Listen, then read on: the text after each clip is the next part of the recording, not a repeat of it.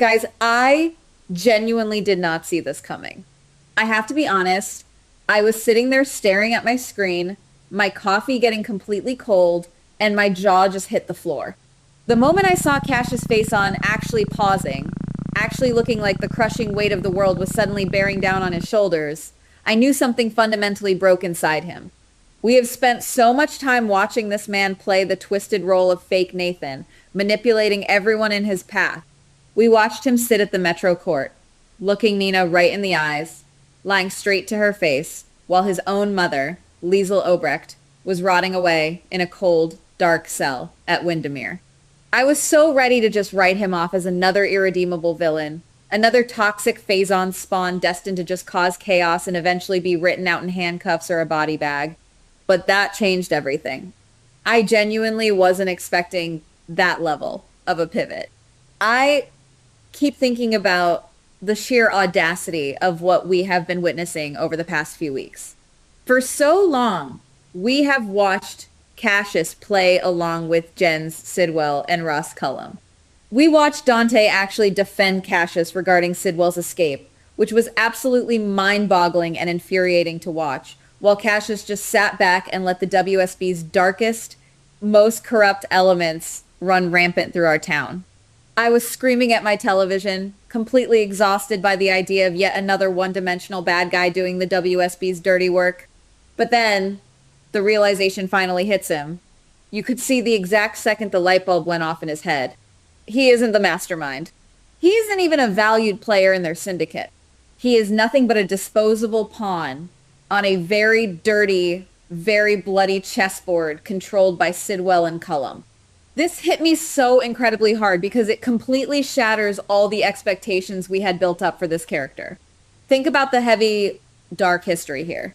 This is a man carrying the Phazon bloodline, a legacy of absolute terror, obsession, and destruction in Port Charles.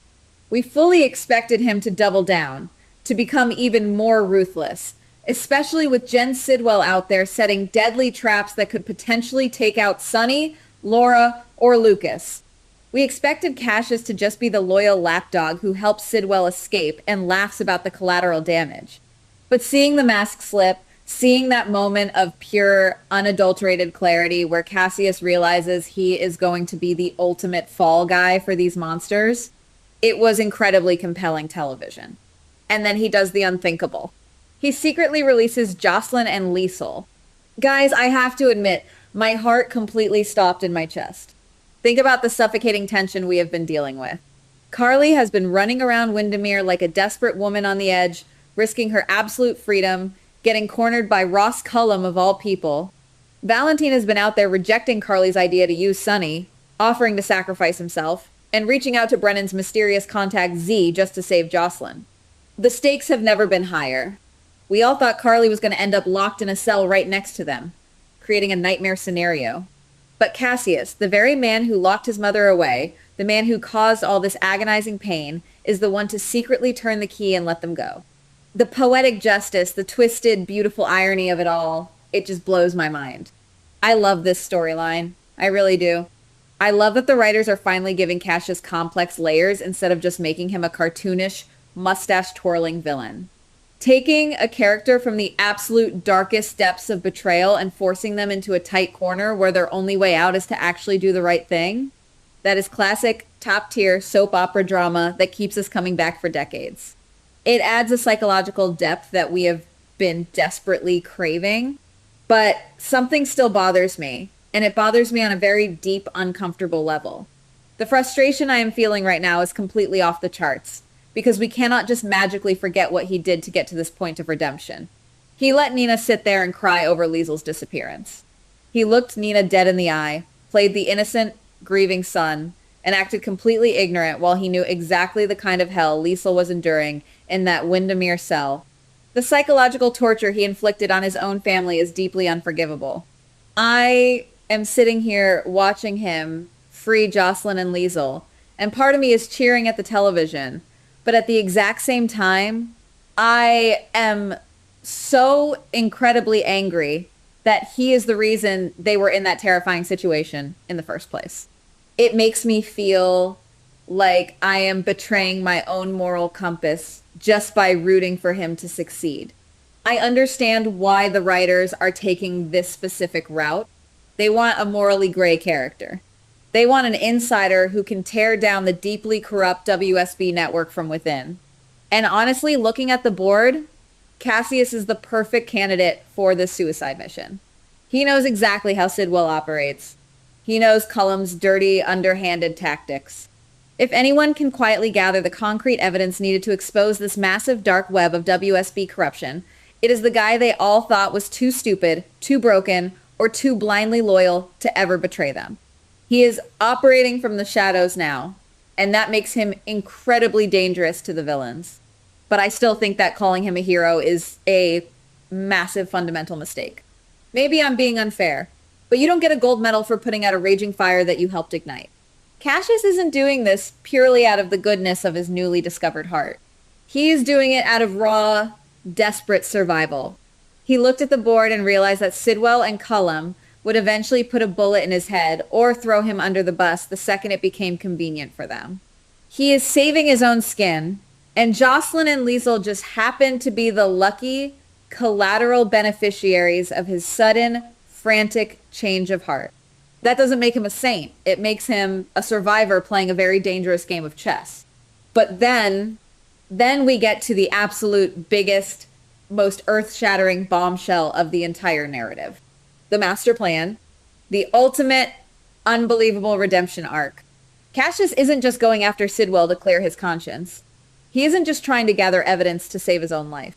He is targeting the entire corrupt WSB network with one specific, impossible goal in mind: to save Jason Morgan and bring him back to Port Charles.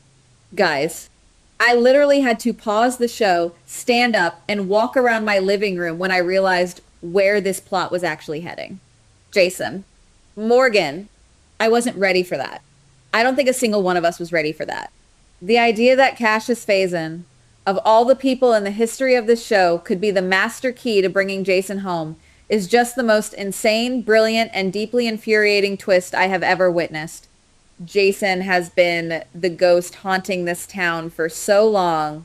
The WSB has kept him away, used him as a weapon, manipulated his entire existence, and left his family, Carly, Sonny, his kids in absolute emotional ruins.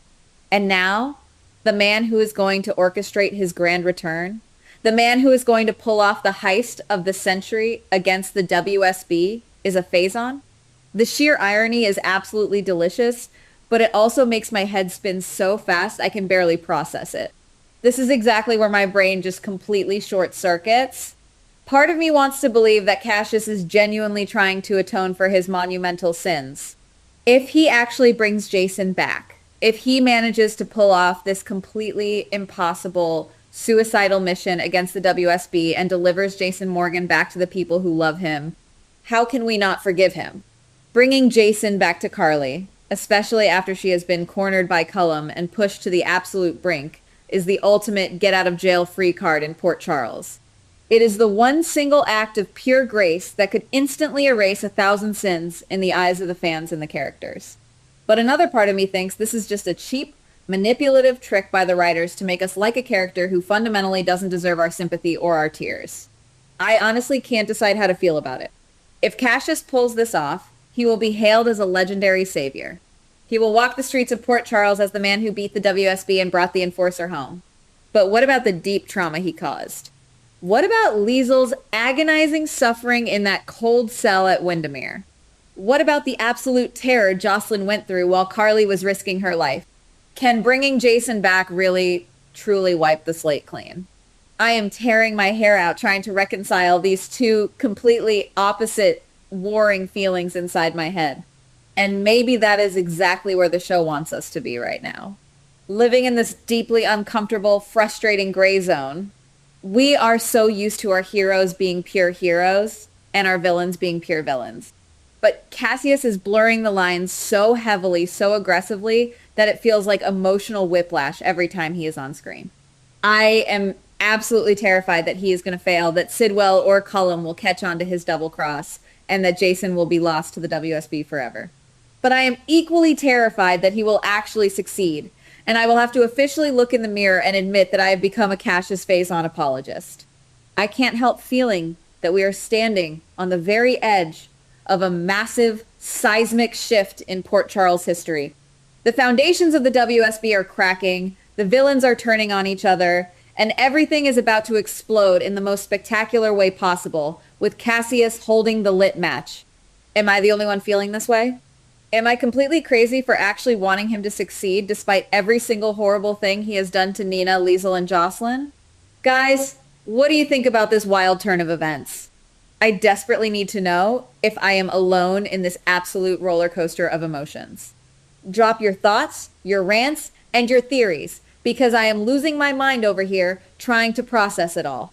Maybe I'm wrong, maybe he will betray us again, but this feels like the beginning of something truly legendary. Goodbye. Please like, subscribe, and comment on the GH Spoilers Daily channel.